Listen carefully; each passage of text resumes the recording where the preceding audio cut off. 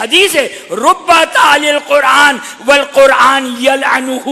اب لوگوں کو اس لفظ یلعنہ سے بھی بڑی الرجی ہوئی ہے کہ بھائی ہم یہ یلعنہ کا میں ترجمہ میں تو کر دوں گا، لیکن اس کا ترجمہ کرتے ہوئے لوگوں کو بڑی الرجی محسوس ہوتی ہے، بڑی ہچکچاہٹ محسوس ہوتی ہے. یعنی اپنے آپ کو قرآن سے زیادہ پاک سمجھتے ہیں ہم قرآن سے زیادہ، اہل بیت سے زیادہ ہم اپنے آپ کو پاک سمجھتے ہیں. بھائی لفظ لعنت کس طریقے سے ہم اپنی زبان سے ادا کریں؟ رب تعالی القرآن. بہت سارے قرآن کی تلاوت کرنے والے وہ ہیں جو جھوم جھوم کے قرآن کی تلاوت تو کر رہے ہیں لیکن خود قرآن ان کو لعنت کرتا ہے.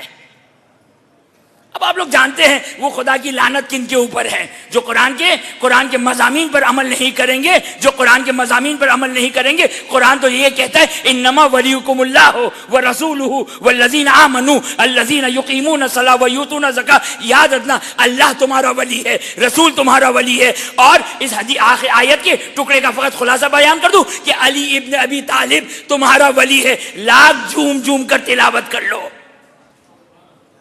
لاکھ جھوم جھوم کر تلاوت کر لو، حدیث منطبق ہو جائے گی خود بخود کہ میں اس کا ترجمہ نہیں کرتا.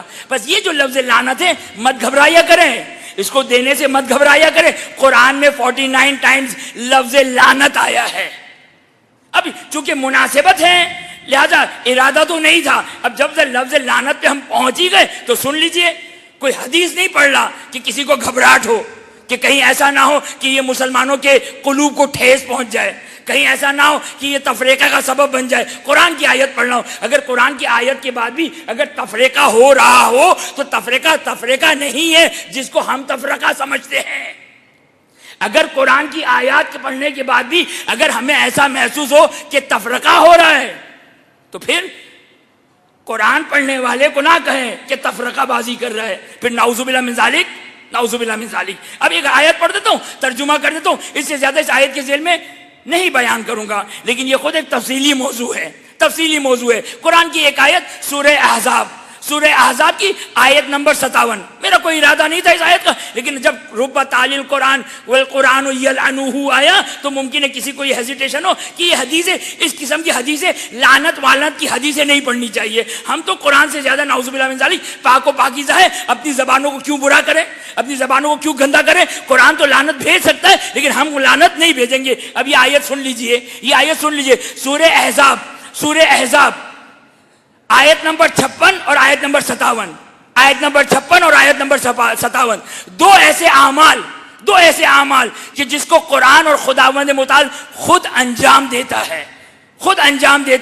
ایک عمل تو ہم اکثر سنتے رہتے ہیں، اب نہیں معلوم قرآن کی آیت پڑھنے میں بھی تقیہ کرنا ہے یا نہیں کرنا، مجھے نہیں معلوم ہے.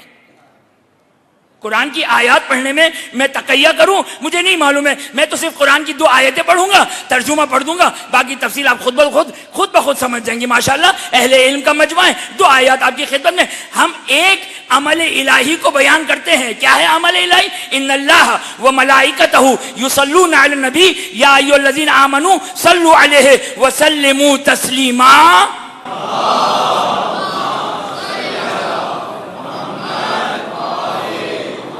اب یہ کہ اہل منبر ایک جملہ کہتے ہیں کہ اگرچہ وہ جملہ قابل اصلاح ہے کہ وہ ایک درود وہ عبادت ہے، خدا عبادت نہیں کرتا، لیکن ایک خطابانہ انداز سے کہا جاتا ہے کہ درود ایک وہ عبادت ہے جو خدا انجام دیتا ہے. ایک نہیں ہے بلکہ 2 چیزیں ہیں جس کو خدا انجام دیتا ہے.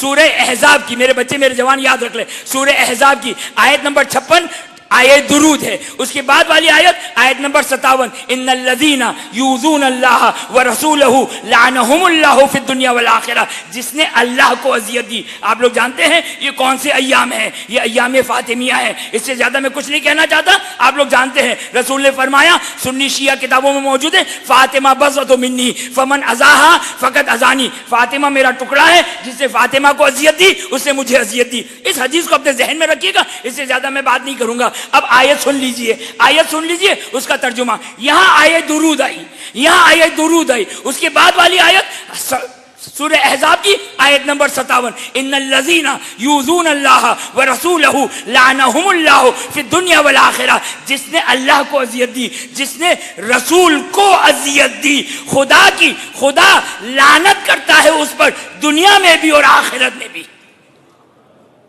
دنیا میں بھی خدا لعنت کرتا ہے اور آخرت میں بھی اس پر خدا لعنت کرتا ہے. بس اس میں تو کوئی تقیی کی ضرورت نہیں تھی. قرآن کی آیت پڑھی، باقی اہل علم انشاءاللہ سمجھ گئے. ایک درود پڑھ دیں محمد و آل محمد پر.